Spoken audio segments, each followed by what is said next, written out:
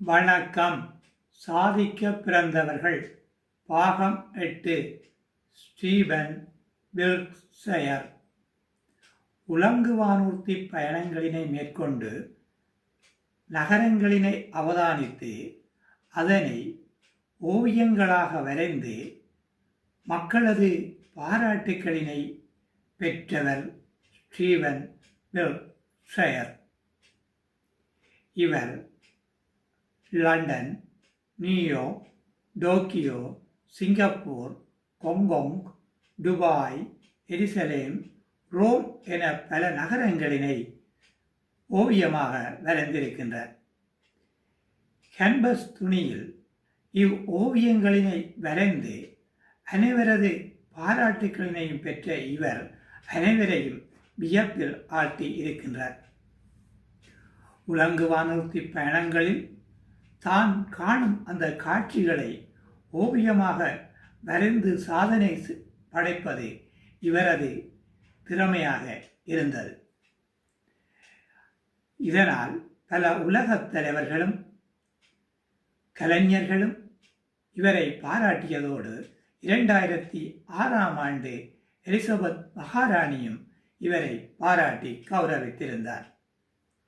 இவர் ஒரு ஓவியர் மட்டுமன்றி ஒரு கட்டடக்கலை கலைஞருமாக விளங்கினார்.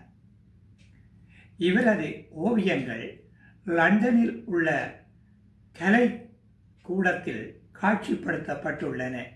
அங்கு பலரும் சென்று அவ் ஓவியங்களினை பார்வையிட்டு வியந்து பாராட்டி வருகின்றனர்.